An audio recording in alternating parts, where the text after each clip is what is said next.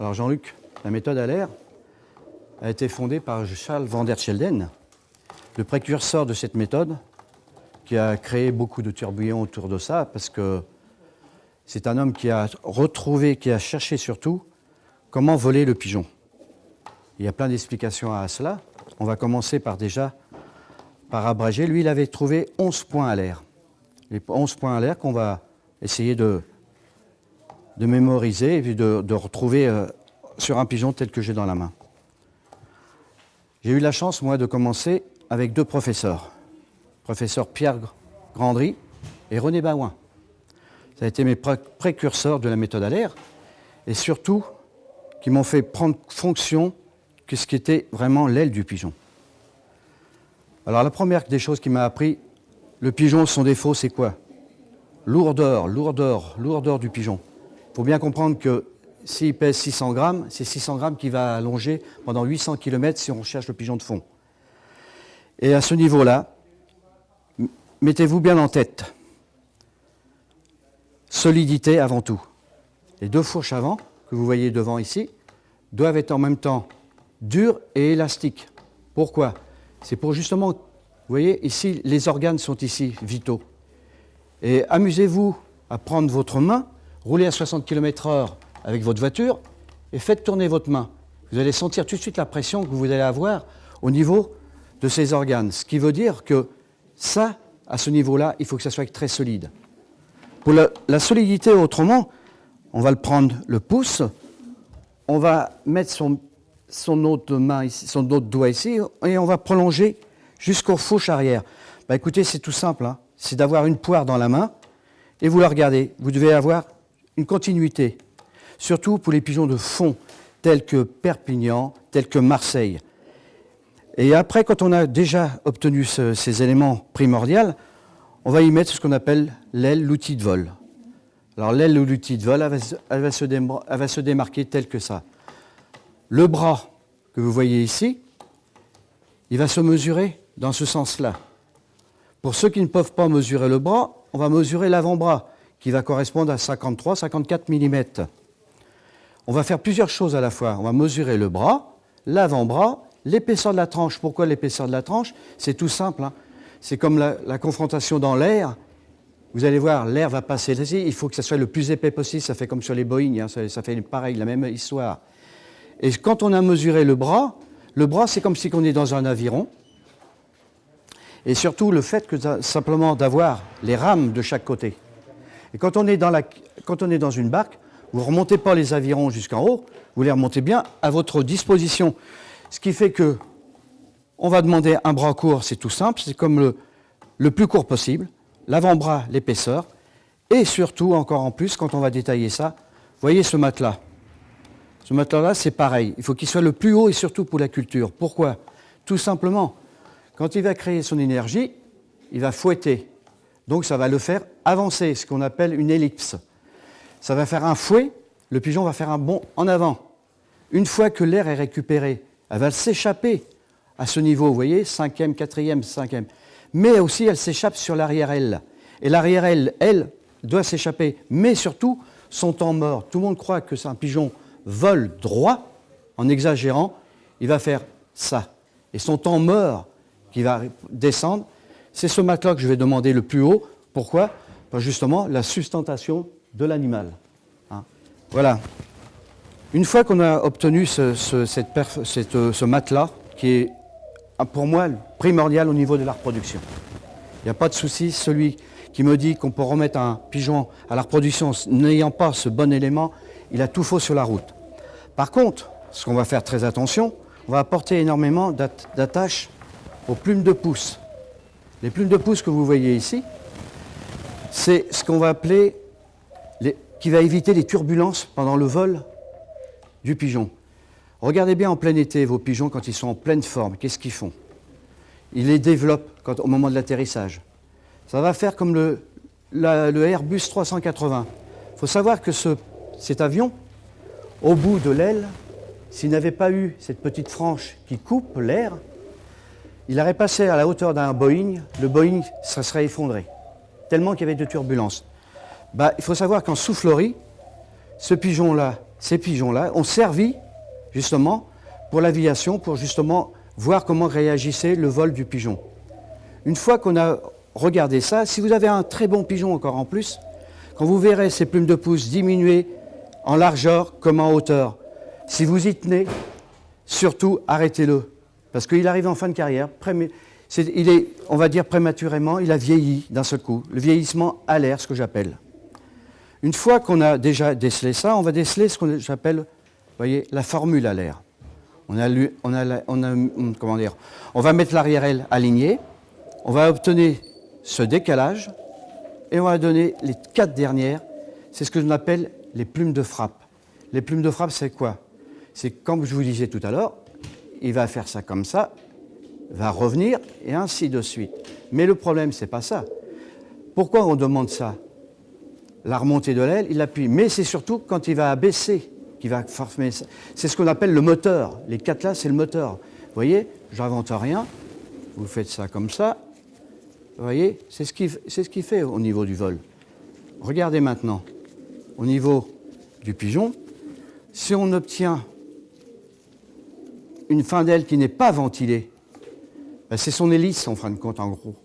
Si les plumes s'élargissent, ça va vers frein. Donc on va le destiner plus pour le demi-fond.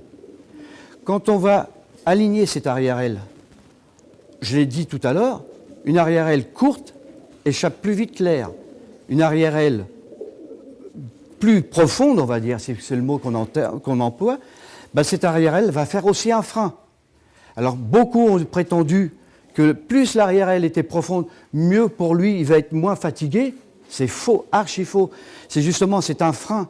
Regardez sur les concours de grands fonds, tous, ils ont une arrière-aile très courte, une fin d'aile très ventilée, qui correspond à ça. Et essayez de regarder. Si vous avez eu la chance comme moi d'avoir une hirondelle en main, j'ai obtenu une hirondelle, qu'est-ce que j'ai trouvé? 1 cm de bras, 2 cm d'avant-bras.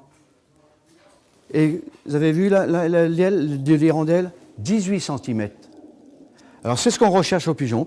Alors en procédant de la formule alaire, vous alignez vous-même et vous obtenez, vous voyez tout de suite, il faut que les 4 s'échappent. Petite perfection à ce niveau-là. Nous allons procéder à l'arrière-aile. Il y en a 10. Vous avez 10 aussi pour les 4 dernières pour la plume de frappe. Et on va s'occuper un petit peu de la nature. La première émiche que nous voyons ici, à un moment donné, va sauter. Nous sommes à la période du mois de mai environ, pour ce qui est la partie sportive du pigeon. La nature a bien fait les choses. La première étant partie, la deuxième va venir boucher le trou. Ce qui veut dire que la première étant sautée, va être à un moment donné bouchée par la deuxième. Ce qui veut dire, à un moment tournant pour la page sportive, ça veut dire que la première qui va repousser de nouveau pour un enlogement va faire que notre pigeon peut être ennuyé. Ce qui veut dire, au niveau de l'aile, au moment où il va le ramer, cette première qui va être ici va être gênée à la repousse. Donc ce qui veut dire un pigeon en picot va être gêné. Si la plume est fleurie, aucun problème. Donc le phénomène va se faire sur la deuxième, la troisième, la quatrième et la cinquième. Et à partir de ce moment-là, pourquoi que la saison sportive se termine sur un pigeon? C'est que la sixième va sortir. Mais là, la nature a obligé au pigeon d'avoir un trou. Ce qui veut dire que le rendement sportif ne va plus être présent. Ce qui veut dire qu'à ce moment-là, au niveau de la frappe, on va être en manque. Au lieu de faire un grand coup d'aile, il va falloir peut-être 2 ou 3, de façon à ce moment-là à rattraper ce qu'il a perdu au niveau de la notoriété du vol. Une autre chose aussi qui est le plus important pour moi, à mon idée, comme je l'ai dit tout à l'heure, c'est à ce niveau du plumage, ce que vous voyez ici, ce matelas. Sur certains pigeons, le rétrécissement de ce plumage, de ce que vous voyez ici, le matelas, ce qu'on peut apercevoir ici, vous voyez, en faisant ça de la même façon, si on ne veut pas dévoiler en dessous, regardez bien. Tout ce que vous voyez en ce moment, on peut détecter aussi l'âge du pigeon. Vous voyez là, ce pigeon de 2012 commence avoir des faiblesses à ce niveau-là. Ce qui veut dire aussi qu'il a pu être aussi bien, tout ce qu'il a dépensé en son énergie pendant toute l'époque de l'âge de son voyage, va faire qu'il va diminuer. Et là, on peut dire halte, attention. Colombophilie veut dire aussi pérenniser la colonie. Ce qui veut dire très bon pigeon veut dire aussi à ce moment-là qu'on va faire attention si on ne veut pas perdre notre pigeon. Ce qui veut dire qu'on va accoupler une femelle ayant pas ce phénomène et pour pouvoir essayer d'améliorer ce manque de matelas. Hein. On va revenir aussi au type de pigeon. Tout colombophile va vous dire « Oh, ce pigeon-là, il est capable de faire Barcelone. Il va faire « Oh non, c'est la vitesse. Oh non, c'est le demi-fond. » Non, je vais aller autrement, moi. Structure, ossoature, ce qui veut dire comme par exemple, allez, un nageur, on a tous la même formation. Est-ce que je vais être moi-même un fort nageur? Non, les nageurs, ils font 2 mètres de haut, ils font presque une largeur d'épaule, ce qui veut dire qu'à ce moment-là, on va rechercher le pigeon qui va être adapté à ce qu'on lui demande. Alors, pigeon de fond, pigeon allongé, comme une fusée. Quand vous voyez sur le plumage, la densité, regardez bien, toutes les plumes que vous voyez ici, c'est comme sur les fusées, vous voyez, quand ils rentrent dans l'atmosphère, on leur demande des écailles, les ardoises qui soient. Ben, notre pigeon, c'est exactement la même façon. Ces plumes de frein qui vont être là pour les turbulences, cette fin d'aile qu'on va demander, toujours, à ce moment-là, toujours ventiler, ventiler, ventiler. Ce doigt qu'on voit ici, le doigt que nous avons un pouce, nous avons les 2 doigts. Sur un doigt, vous avez une rémige.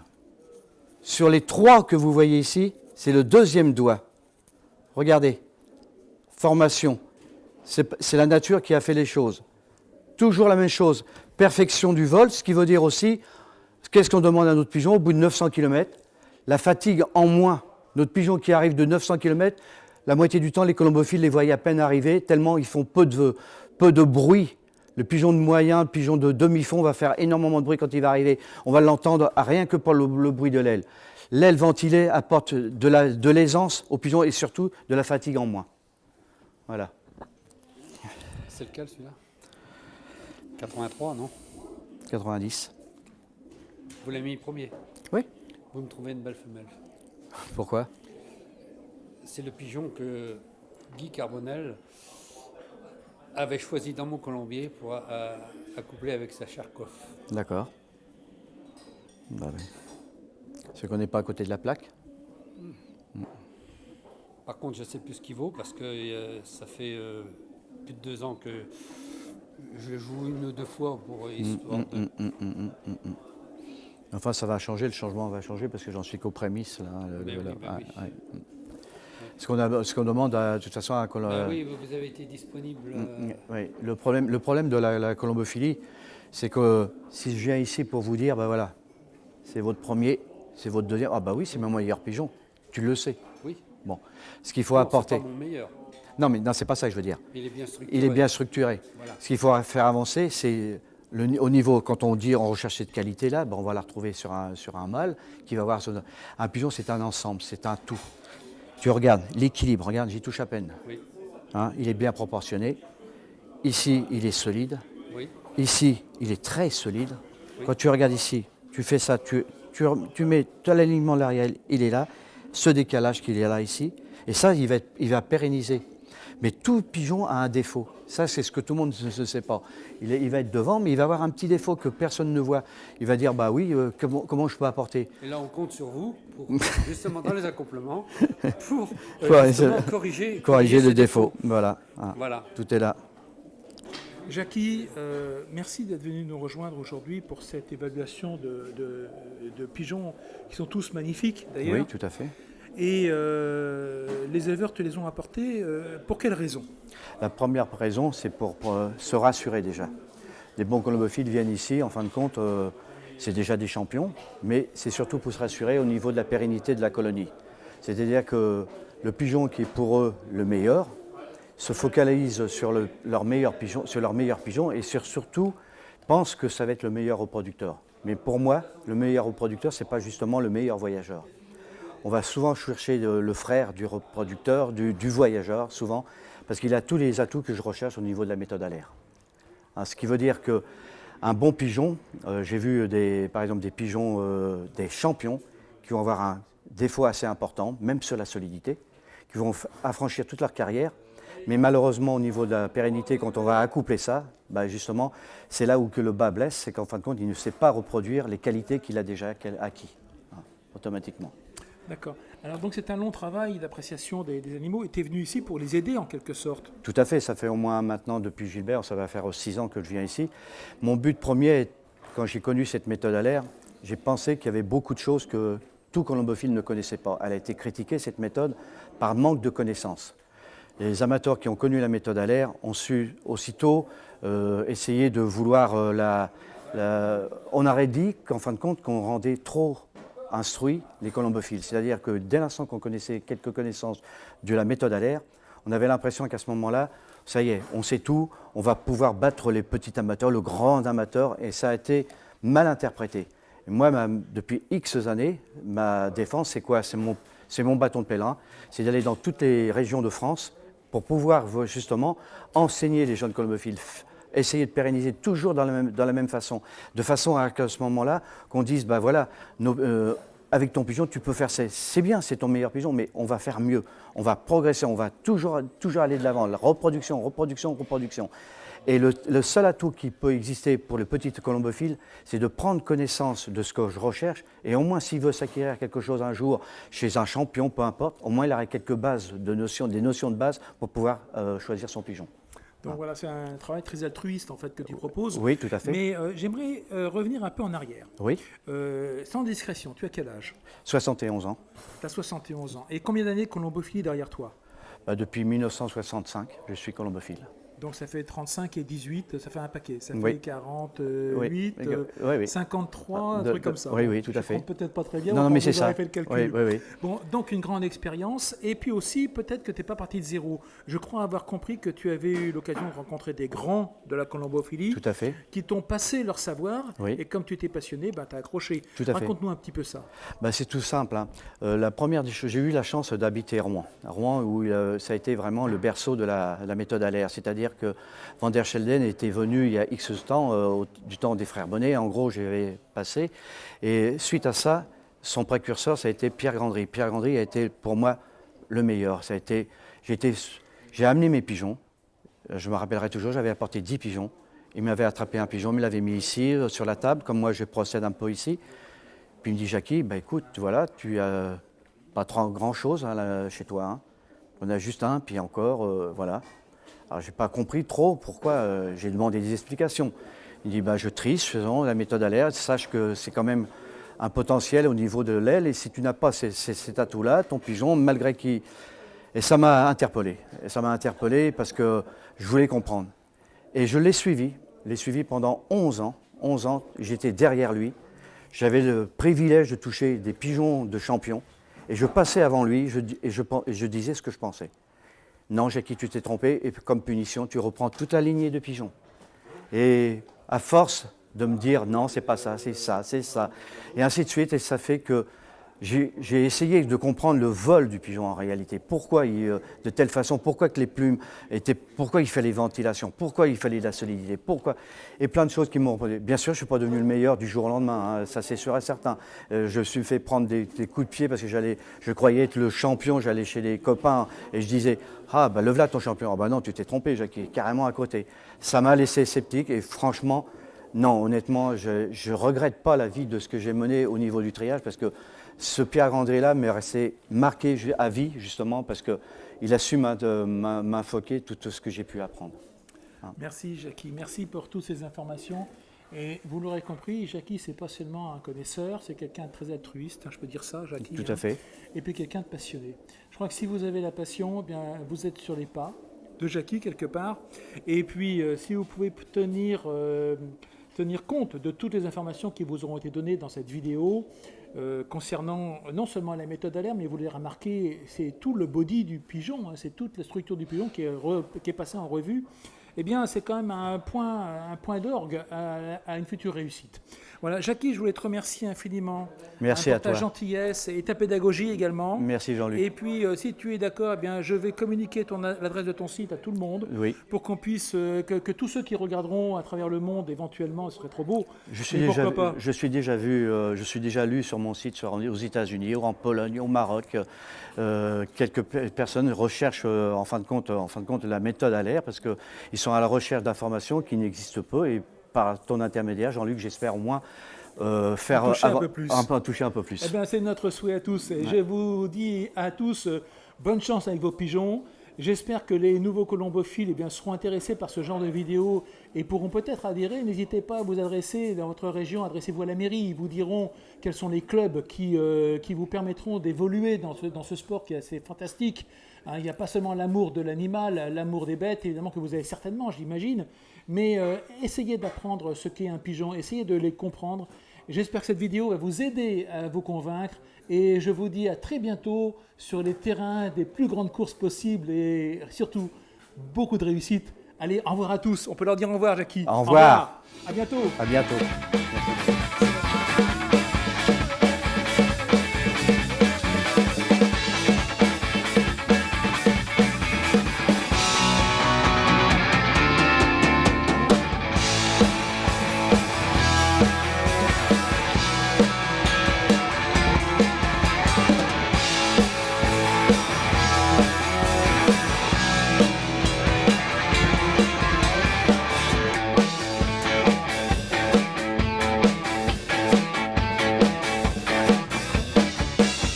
Tester. Ah, hey, hey.